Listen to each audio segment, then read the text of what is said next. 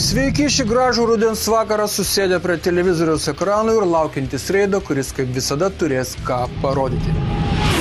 Vieną penktadienio vakarą Kretingos rajone Jokubave susirinko Kretingos, Klaipėdos kelių policijos ir patrulių rinktinės pareigūnai. Reidas. Ir vėl apie tą patį. Merginos, kas jums nutiko? Gazas dugnas užsikirto? Kas čia nesiseka? O!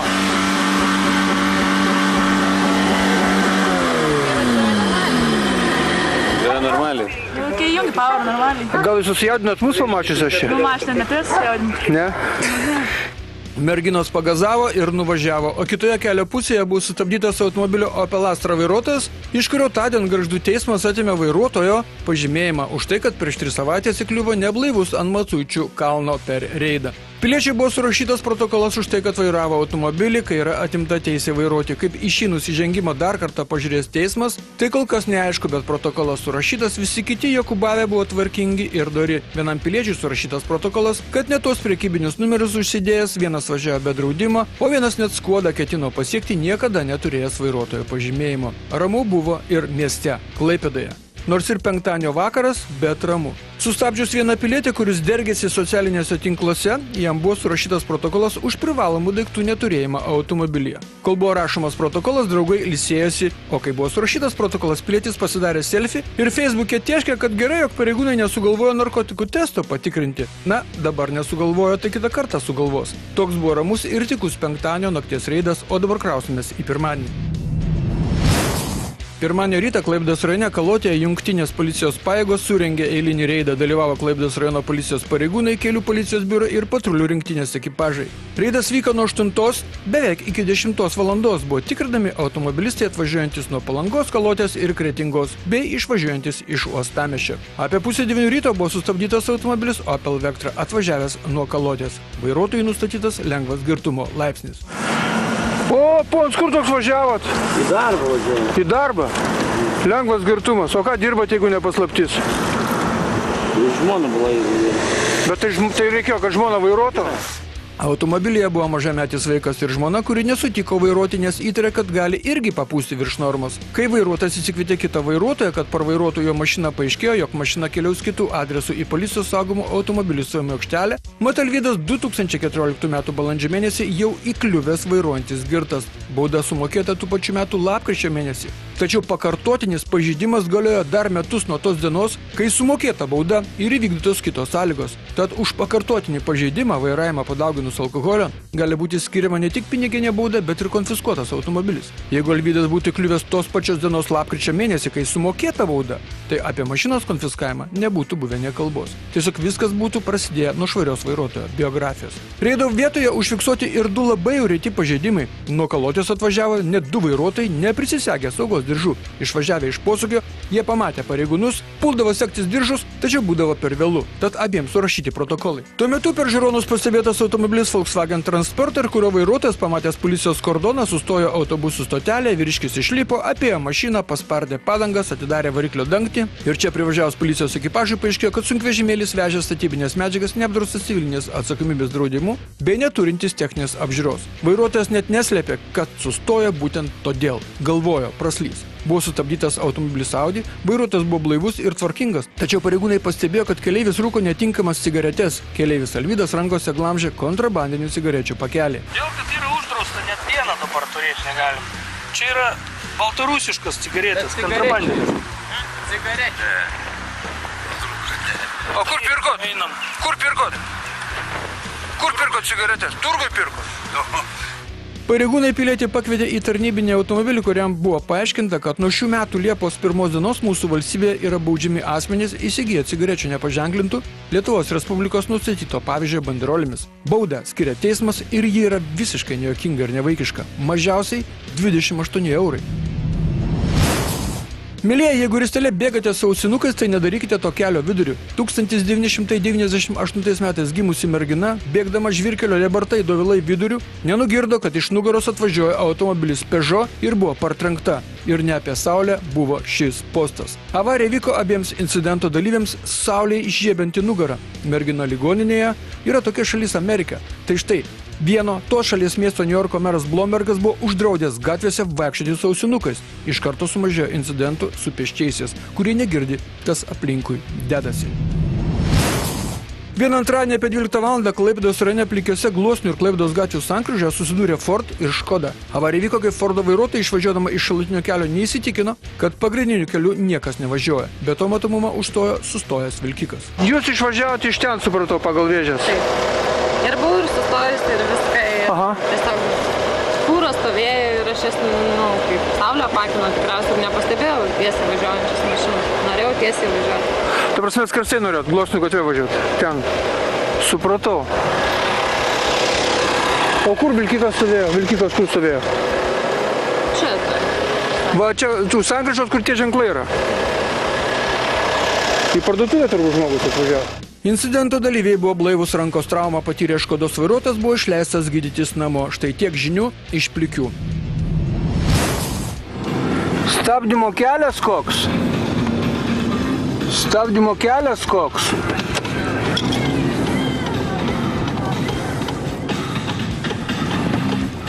Ir kas toliau vyksta? BMW sprogsta, BMW galą.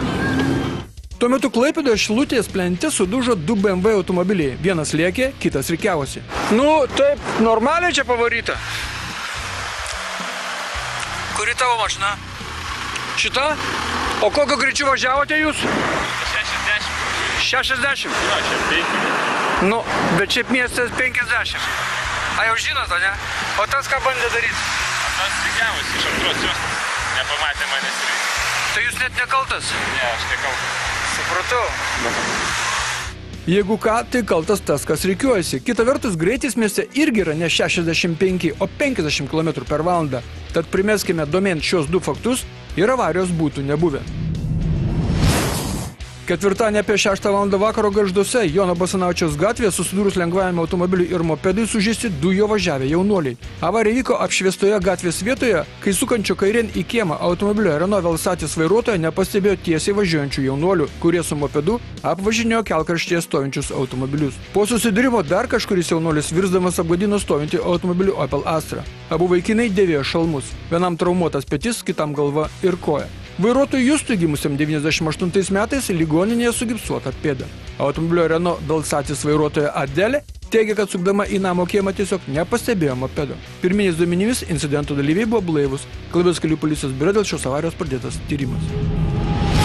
Mums rašo Reido Repas. Važiavau įsijungęs autopilotą, galvojau pasitraukst anas, nes mato, kad vėjuosi, bet pasirodo, kad nelabai mato. Kai jau pradėjau rikiuotis į pirmą juostą, nemažindamas greičio, kad apvažiuoti, jis metėsi tada į pirmą juostą. Grįžti į antrą jau negalėjau. Stabdžiau, o iš galo parvažiavo mašinos, kuriamis nenorėjau užkišti, kaip užkišo man. Štai koks geras repas. Parašė Repa. Klaipėda sausio 15 ir Žiedų skersgatvio sankryža. Kaip jums patinka automobilio manevras, kurį matote dešinėje ekrano pusėje? BMW juk prieš eismą pavarė. Anglas, ne kitaip. Taikos prospektu 2 kelių chuliganai nusigynė vienas kitą per zebrą, lėkdami aiškiai nesaugiu greičiu. Na ir kas jiems iš to? Vis tiek Taikos ir Jūrininkų prospekto sankryžoje raudonas šviesoforo signalas dega. Tai mes ir tvirtiname, kad visi miesto lenktynininkai susirinka prie šviesoforų GGA 539. Klaipėda Minijos gatvėje čia, kad posūkių vienas kitas nerodo, nėra jau taip baisu. Blogiau, kai sukant į kairę, neretas nepataiko į Smiltelės gatvę. Štai kur problema.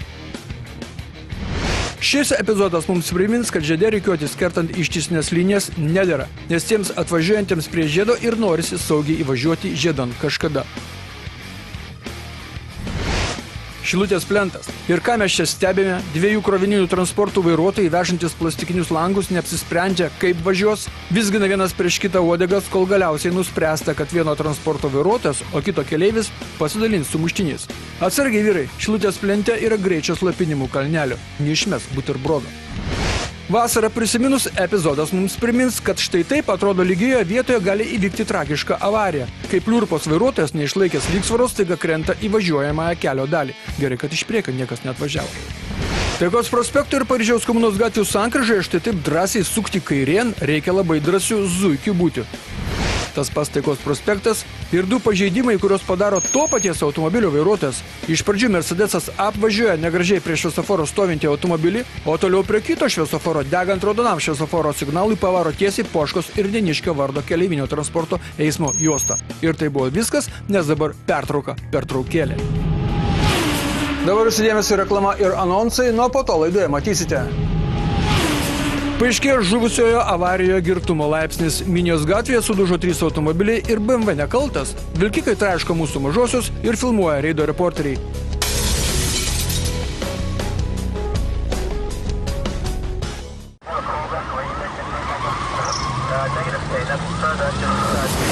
Tai buvo tiek, dabar jungiamės mes. Reidas. Antroji dalis.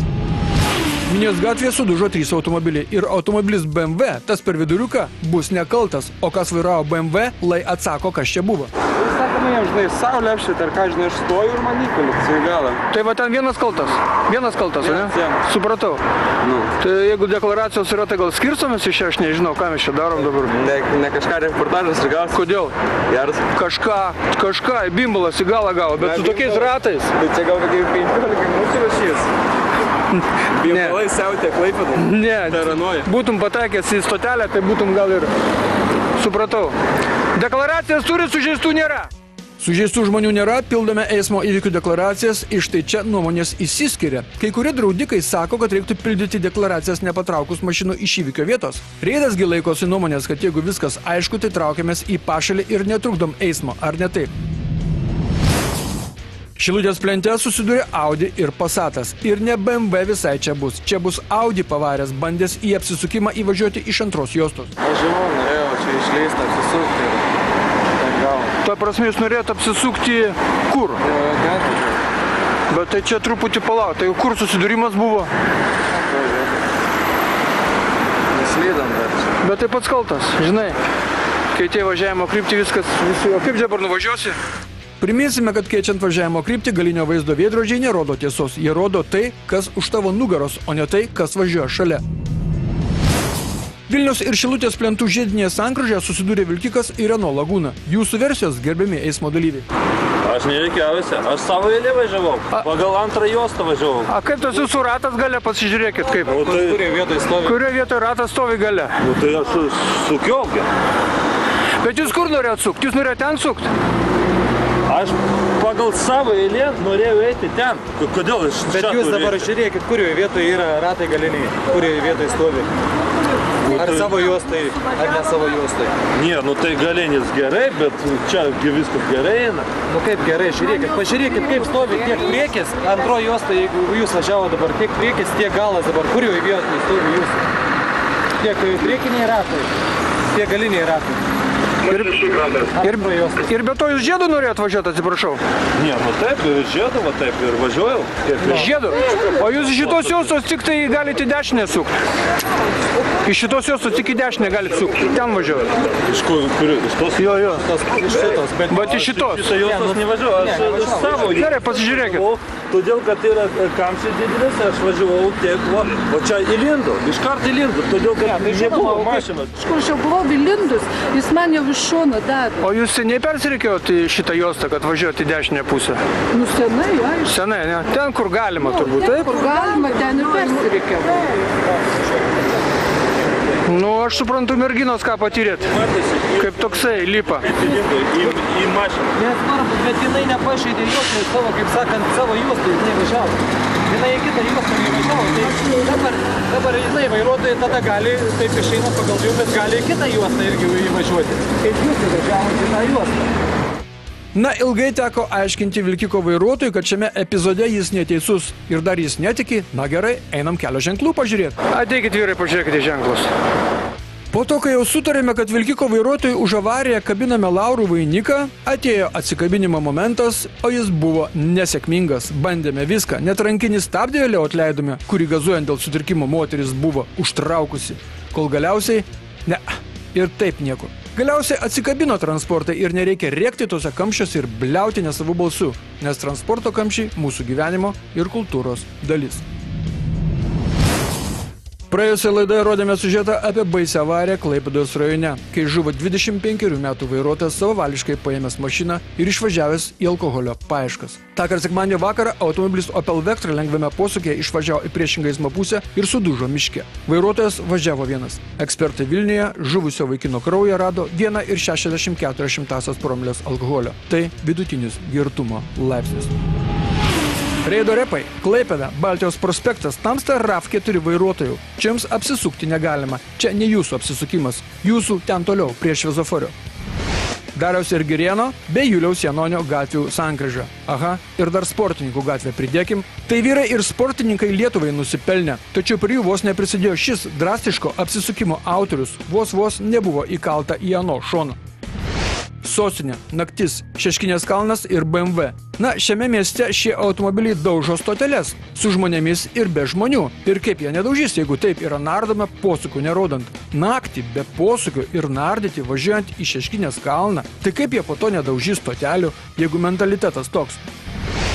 Nereikia nei Šeškinės kalno, nei nakties. Gadina padorios mašinų markės varda tokie vairuotojai ir tiek. Štai kad ir šis drąsų ir įžūlų.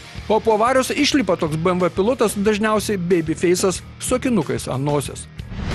Klaipėda, Laukininkų gatvė. Lenkti automobilius prieš pėsčiųjų perėją yra net nėra, o yra draudžiama.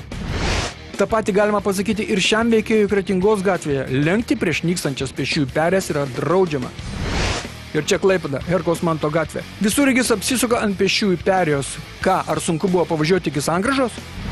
Ir čia Klaipėda ir Košė Makalošė, Šilutės ir Dubysos gatvių sankryžoje. Dalyvauja keleivinis autobusas išvažiuojantis iš stotelės, kiti veikėjai susimylėję nesimušti jį ir aišku šis šaudantis ir nardantis prieš kitų nosis. O čiagi Kaunas, nes Šilo parduotuvė pardavinėja ne baldus, o maistą. Tačiau tai nereiškia, kad reikia šauti degant raudonam šviesoforo signalui ir dar prieš policijos ekipažo nosį. Pavarė per raudoną prieš policiją. Čia tai geras. Pretendentas į savaitės po vairavimus pas mus atkeliavo iš Taikos prospekto. Štai taip Toyotos vairuotojas pavarė per 4 eismo juostas į dešinę, į Aglonos gatvę. Tačiau mūsų vertinimu savaitės pavairavimas yra šis reaktyvinis Audi Q7 pasirodymas Šilutės plente. Iš pradžių startuoja nerodant posūkių signalų. Tai čia tiek to, pasitaiko. Pravažiavus Šilutės ir Debreceno gatvių sankryžą padaryti keli ėjimai šachmatų figūra. 3 niurkos iš eilės, aišku, taip pat nerodant posūkių signalų. Toliau žiūrėkite, kaip yra išvažiuojama iš Šilutės plento ir Baltijos prospekto žiedinės sankryžos, kertant ištisinės linijas iš juostos, iš kurios tai draudžiama daryti. Toliau stebėkite, kaip yra išvažiuojama iš vadinamo Sendvario žiedo, vėl išsprūstant iš savo eismo juostos, kertant ištisinę liniją. Mes tikrai žinome, kad šis siužetas yra atsidūręs ant komisaro stalo. Tad sekite reklamą.